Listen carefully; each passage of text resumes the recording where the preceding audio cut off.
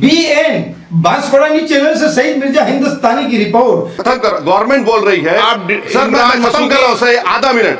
Government कह रहे हैं कि हम महिलाओं को दे रहे हैं। मुझे यकीन है कि आप बिल्किस बानो को और जकिया जाफरी को मेंबर बनाएंगे, मुझे यकीन है।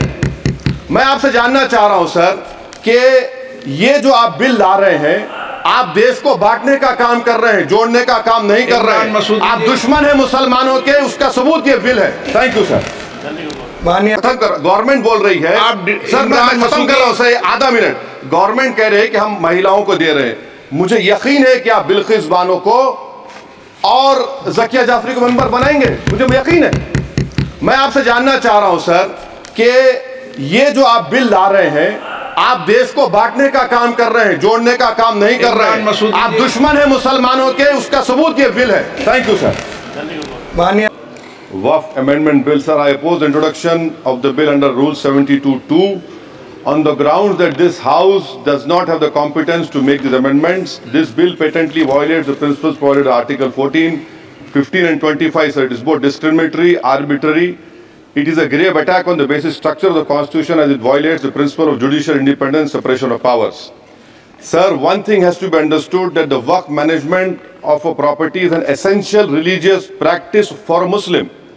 By denying legal recognition to Waqf al-Awlad under Clause 4 and Waqf by user under Section 3(r)(1), government has sought to severely restrict how Muslims can manage their Waqf property.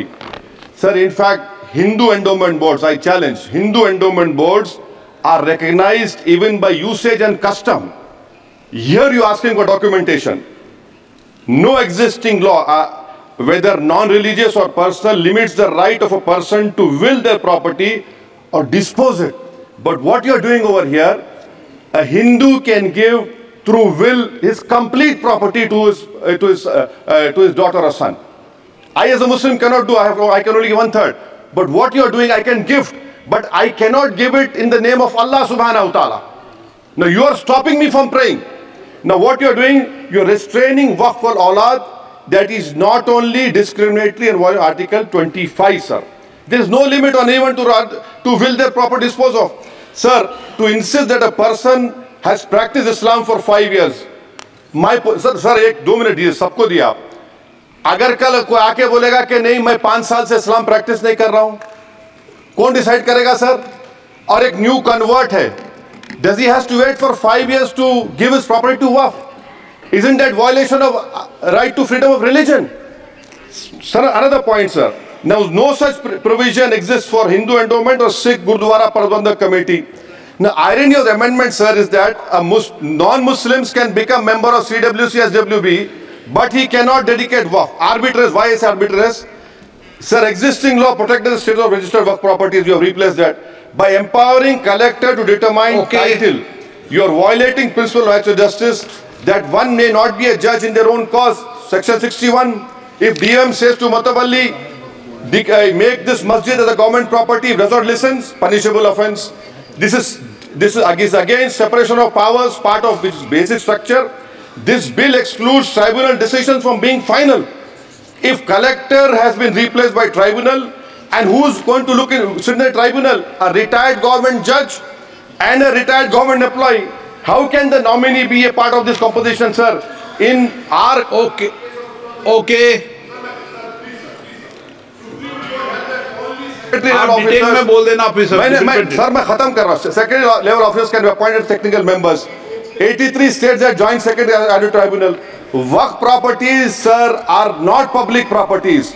By removing Waqf by user, this government wants to take over dargah, masjid and Waqf properties. Sir, take this example of 107. You have made it more difficult to be removed. Encroachment happens. Section 37 removes protection to Waqf properties. Section 40 prejudicial amendments, and the government is. अध्यक्ष जी, मैं वक्फ संशोधन विधेयक 2024 को विरोध करता हूं।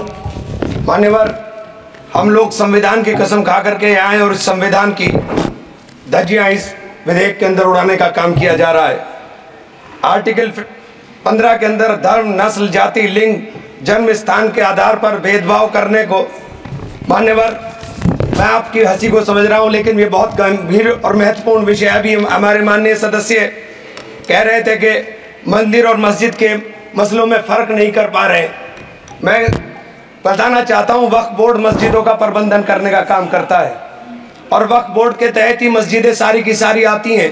और वक्फ board की शक्तियों को आप ख़त्म कर करके डीएम राज ला करके उन तमाम प्रॉपर्टीज़ के ऊपर लगभग 8 लाख एकड़ प्रॉपर्टी पूरे देश के अंदर वक्फ बोर्ड के पास है। आप वक्फ बोर्ड की प्रॉपर्टियों को खुर्द-बुर्द कराने की जो साजिश लोग कर रहे हैं, उन साजिशों को बल देने का काम कर रहे हैं।